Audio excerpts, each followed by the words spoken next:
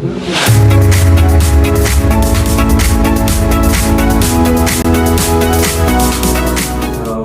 à tous. Nous remercions Dieu de nous retrouver toute une fois encore sur ce plateau. Je pense que ça c'est notre première vidéo de cette année 2025 et nous vous souhaitons une bonne année à tous. Nous savons que le Saint-Esprit va nous utiliser afin que nous puissions parler de la part de Dieu. Et aujourd'hui, nous sommes venus pour vous présenter c'est quoi vivre le Christ, c'est quoi Live Christ Ministry, c'est quoi vivre le Christ Ministry. Et nous savons que beaucoup de gens se posent des questions par rapport à ce que nous faisons et nous voudrions vraiment que nous puissions parler par rapport à l'inspiration de pourquoi Dieu nous a appelés afin que nous puissions faire ceci. Et aujourd'hui, nous allons procéder à présenter c'est quoi vivre Christ. Comme le nom l'indique, vivre Christ, nous avions eu l'inspiration par rapport au verset qui vient dans le livre des Galates, chapitre 2, le verset 20. Notre frère Mike va nous aider de lire. C'est la parole que Dieu nous a donnée. C'est sur cette parole que nous marchons afin que nous puissions faire ce que Dieu nous a appelé de faire. Nous allons lire Galates 2, chapitre 2, verset 20. J'ai été crucifié avec Christ, et si je vis, ce n'est plus moi qui vis, c'est Christ qui vit en moi. Si je vis maintenant dans ma chair, je vis dans la foi au Fils de Dieu, qui m'a aimé et qui s'est livré lui-même pour moi.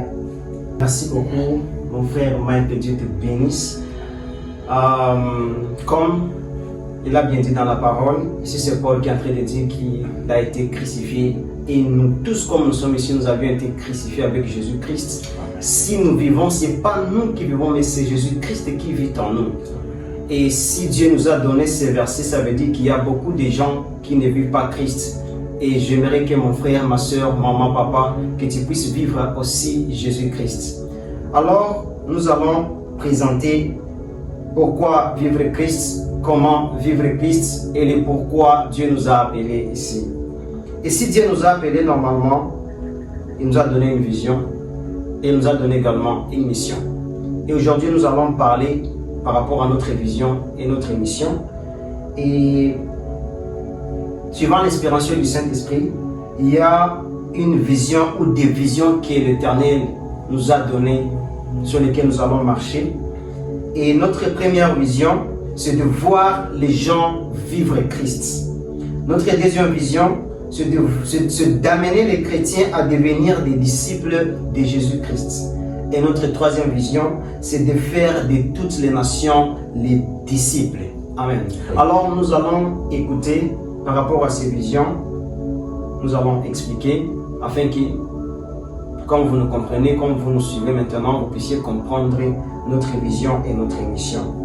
Alors je vais demander à Papa Saïd, je l'aime beaucoup, je le respecte, de bien vouloir nous donner une image par rapport à voir les gens vivre Christ. Qu'est-ce que vous attendez? Qu'est-ce que vous voudriez dire par rapport à voir les gens vivre Christ? Bienvenue. Amen. Je vous salue, frère Richard, dans les noms puissants de Jésus-Christ. Amen. Je salue tous ceux qui nous suivent à ce moment, au nom de Jésus-Christ. Et je vous souhaite aussi bonne année parce que ça, c'est la première fois qu'on se réunit sur notre plateau afin de partager cette parole. Merci beaucoup pour la question qui m'a été adressée. Et on vient de demander par rapport à notre vision, donc Vivre Christ Ministry, comment voir les gens vivre Christ. Amen. Amen. Voir les gens vivre Christ, ça veut dire quoi? Vous savez, il y a beaucoup de gens qu'on sous-attend appeler chrétiens. Mais ces gens-là ne vivent pas. Ils ne vivent pas selon ce qui est écrit, selon la parole de Dieu. Et quand les gens ne vivent pas par rapport à ce qui est écrit, ce que Christ, Jésus-Christ, a prescrit à travers sa parole. Si les gens ne vivent pas par rapport à ce qui a été écrit, là on peut dire que les gens ne vivent pas. selon la volonté de Jésus-Christ, selon ce que Jésus voulait que les disciples ou que nous qui vont venir après, nous puissions vivre. Alléluia. Et donc, nous, en tant que nous, par rapport aux missions, ou par rapport à la mission que nous avons, Dieu nous a dit d'encourager les gens, de vivre par rapport à la façon que Jésus-Christ a voulu qu'ils puissent vivre. Amen. Amen. Et comment ils vont faire ça? C'est seulement appliquer ce que la parole nous dit. Amen. Si je veux vivre tel que Christ veut que je puisse vivre, je dois lire la parole et appliquer, marcher selon cette parole. Wow. Et quand j'applique la parole de Dieu, je vais vivre selon Christ. Merci beaucoup. Oh, merci beaucoup. Que Dieu puisse vous bénir abondamment. Nous avons bien entendu par rapport à voir les gens vivre Christ. Ça veut dire voir les gens vivre Christ. Amen. Amen. Alors, nous allons écouter notre frère Mike qui va nous expliquer et nous donner une image par rapport à amener les chrétiens à devenir des disciples de Jésus-Christ. Frère Mike, bienvenue. Merci pour la parole. Comment amener les chrétiens à devenir disciples? Par là déjà, il faut comprendre qu'il y a la différence entre chrétien et être disciple. Wow. C'est quelque chose que beaucoup de gens ne considèrent pas trop, mais ça existe.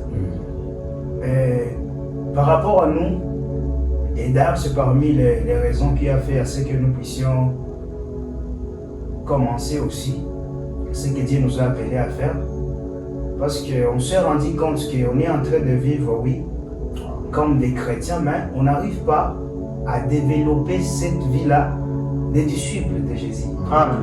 Parce qu'on peut être chrétien, baptisé déjà, mais il y a des choses qu'on ne peut pas faire aussi longtemps qu'on n'est pas encore disciple. Donc il y a des droits que tu ne peux pas accéder parce que tu n'es pas encore disciple de Jésus. Wow. Et beaucoup de gens, je sais qu'ils vont se poser ces questions, mais alors c'est qui un disciple?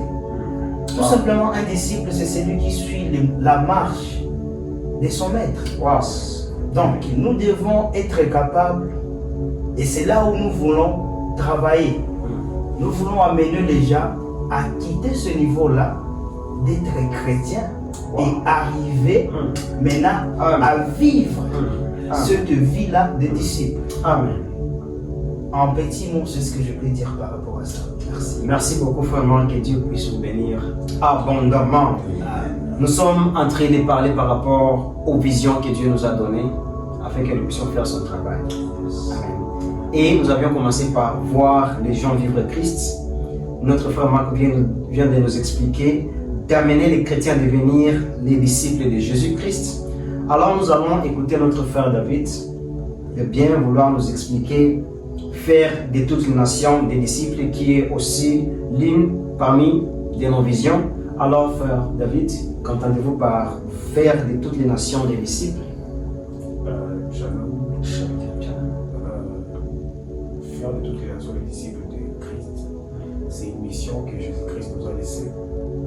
Nous, en tant qu'enfants de Dieu, nous, en tant que chrétiens, nous, en tant que ses imitateurs, il nous a dit de faire de toutes les nations des disciples de Christ, le baptisant au nom du Père, du Fils et du Saint-Esprit.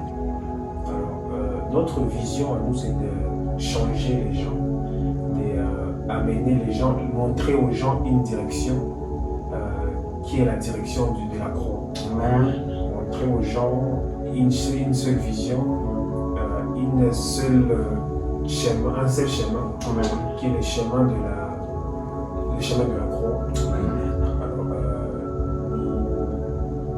Alors, nous voulons que par rapport à nos comportements, par rapport à notre manière de vivre, par rapport à notre manière de faire, nous puissions aussi faire de toutes les nations. C'est pas seulement le devoir que j'ai personnellement, mais c'est le devoir de tout chrétien, toute personne qui a accepté Christ, toute personne qui a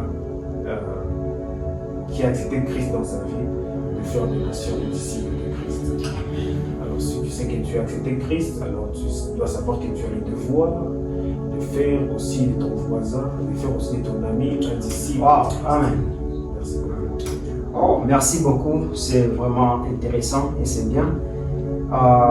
Comme on l'a bien dit, nous sommes en train de parler de vision et nous disons infiniment merci pour notre frère David qui vient de nous expliquer de faire de toutes les nations des disciples. Alors nous allons parler par rapport aux missions. Quelles sont les missions que Dieu nous a données? Quelles sont les procédures que Dieu nous a inspirées afin que nous puissions achever cette mission? Nous avons 2 missions et je vais essayer de le lire. Il y a impacté notre génération à vivre Christ à travers de sa parole. Ah, ça c'est tellement puissant. Et aussi, nous avons vivre la manifestation du Saint-Esprit et la démonstration de la puissance de Dieu. Alors, nous allons écouter notre frère Mike de bien vouloir nous expliquer, impacter notre génération à travers de sa parole. Qu'entendez-vous par impacter notre génération à travers de la parole de Dieu qui est parmi nos missions également? Bien. Merci encore. Impacter notre génération à partir de sa parole, que la parole de Dieu. Ce que moi je sous-entends par là est que c'est amener les gens déjà à comprendre, à lire la parole, la méditation de la parole. Donc commencer à avoir cette vie-là, de lire la parole, parce qu'il y a beaucoup de chrétiens qui n'arrivent pas à lire la parole de Dieu, sauf à l'église. Lorsqu'on est à l'église, ils ouvrent leur Bible, ils lisent la parole, c'est comme ça. Mais nous voulons impacter cette génération avec cette manière-là, avoir cette soif-là de lire la parole de Dieu. Parce qu'on grandit à partir de la parole, en lisant la parole de Dieu. Parce qu'il y a beaucoup de gens, je me rappelle ici récemment, même je parlais avec quelqu'un, il me disait que non. On grandit une fois qu'on gêne, une fois qu'on fait des gênes, une fois qu'on prie. Oui. Déjà c'est bon, prier, jeûner c'est bon. Mais ce que les jeunes peuvent faire chez un chrétien, les jeunes te permettent seulement, c'est pas que tu vas monter, tu ne montes pas. Donc il y a ta chair qui va seulement descendre. Mais le niveau, là, ta spiritualité reste comme ça, là où il était. Mais en lisant la parole de Dieu, ça te permet de grandir maintenant spirituellement. Parce que beaucoup de chrétiens vraiment pensent que vraiment en priant, en gênant, c'est là où un chrétien grandit. Non, c'est pas là.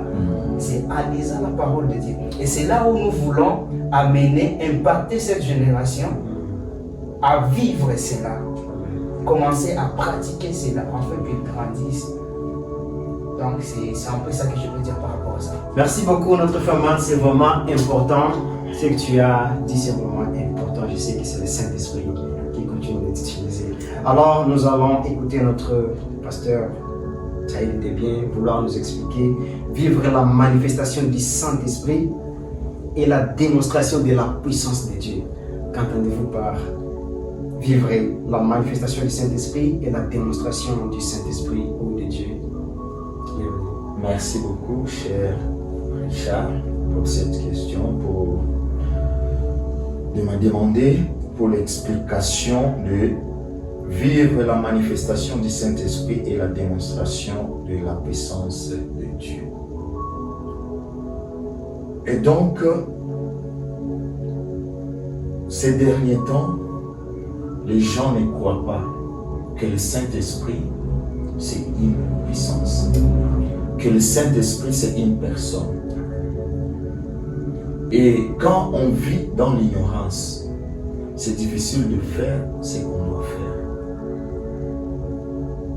L'ignorance, c'est une arme qui fait à ce que l'on ne puisse pas être Et dans la parole, dans Actes, qu'est-ce que la Bible nous dit?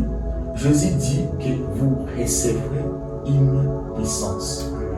Donc, Jésus ne voulait pas que les disciples puissent quitter avant que la puissance ne vienne. Wow. Et quelle était cette puissance?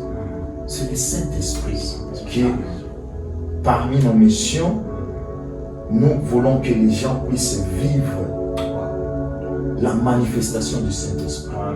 Et donc, toute activité qu'un chrétien doit faire, il doit y avoir la manifestation du Saint-Esprit. Amen.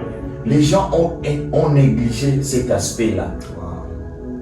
Et donc, quand on se réunit, nous voulons que nos intelligences puissent prendre place. Mais nous ne voulons pas que la démonstration du Saint-Esprit